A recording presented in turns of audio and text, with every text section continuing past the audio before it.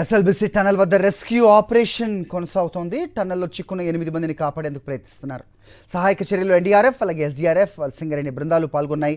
రాత్రి rescue team టన్నల్లోకి వెళ్లి వచ్చింది. అయితే ఘటనా స్థలానికి చేరుకోలేకపోయింది. ఘటన జరిగిన ప్రాంతం కంటే ముందే బురద నీరు ఉండటంతో రెస్క్యూ టీంకు ఆటంకంగా మారింది. టన్నల్లోకి వెళ్లే ఆక్సిజన్ పైప్ లైన్ ధ్వంసమైంది. ఎస్ఎల్బిసి టనల్ కూలిన ఘటనలో మానవ తప్పిదం లేదన్నారు మంత్రి జూపల్లి. ఎన్డీఆర్ఎఫ్ ఎస్డీఆర్ఎఫ్ డిఫెన్స్ బృందాలు సహాయక చర్యలు కొనసాగిస్తున్నాయన్నారు.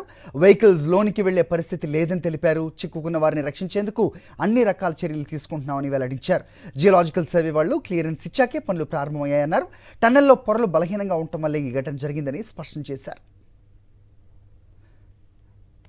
లోపలికి వెళ్తే తప్ప అక్కడి పరిస్థితిని అంచనా వేయలేమంటోన్న మంత్రి జూపల్లితో మా ప్రతినిధి రాఘవేంద్ర మాట్లాడారు. ఎస్ఎల్బిసి సొరంగం ప్రమాదం పైన మంత్రులు ఎప్పటికప్పుడు సమీక్షిస్తున్నారు. మరి కాసేపట్లో ఉత్తమ్ కుమార్ రెడ్డి, జూపల్లి కృష్ణారావు సంఘటన స్థలానికి వెళ్ళబోతున్నారు. కేంద్రం సహాయాన్ని కూడా కోరారు. ఇప్పటికే ఎన్డీఆర్ఎఫ్ టీంలు కూడా రెస్క్యూ ఆపరేషన్ ప్రారంభించాయి. ప్రస్తుతం 8 మంది ఆ సొరంగంలో చిక్కున్న పరిస్థితి. లేటెస్ట్ ఎటువంటి సహాయక చర్యలు ప్రారంభమై రాత్రి నుంచి ఎటువంటి ఎఫర్ట్స్ రాష్ట్ర ప్రభుత్వం నుంచి జరుగుతున్నాయి తెలుసుకునేందుకు మనతో మాట్లాడడానికి మంత్రి జూపల్లి కృష్ణారావు వారితో మాట్లాడే ప్రయత్నం. సార్, నిన్న ఉదయం ప్రమాదం జరిగింది. ఇప్పటివరకు ఏంటి లేటెస్ట్ రెస్క్యూ ఆపరేషన్ ఎట్లా జరుగుతుంది? ఇప్పుడు ఎన్డీఆర్ఎఫ్ వాళ్ళు ఎస్డీఆర్ఎఫ్ వాళ్ళు నైటే సొరంగంలోకి పోవడం జరిగింది. పోయేసి వాళ్ళు మళ్ళీ మధ్యరాత్రి 3 o'clock రావడం జరిగింది. మళ్ళీ అరౌండ్ మిడ్ నైట్ 2:30, 3 o'clock వాళ్ళు డిఫెన్స్ వాళ్ళు ఓడిపోయినారు. యాక్చువల్గా వాటర్ను డీవాటరింగ్ చేసే కార్యక్రమం వాళ్ళు స్టార్ట్ అయింది. టోటల్గా స్లర్రీ మడ్డు తర్వాత ఇనుప అవన్నీ కూడా తీయడానికి కూడా ఇప్పుడు అన్ని ఏర్పాటు కూడా చేసిండ్రు, ప్రాసెస్లో ఉన్నవి. దానికి ఏంటంటే వెహికల్స్ లోపలికి పోయే పరిస్థితి లేదు.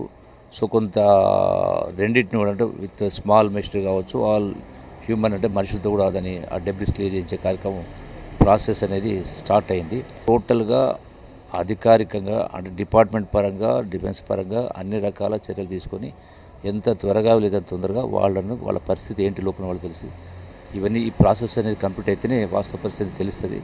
సో ముమ్మరంగా చర్యలు జరుగుతూ ఉన్నాయి. నైటే స్టార్ట్ అయింది.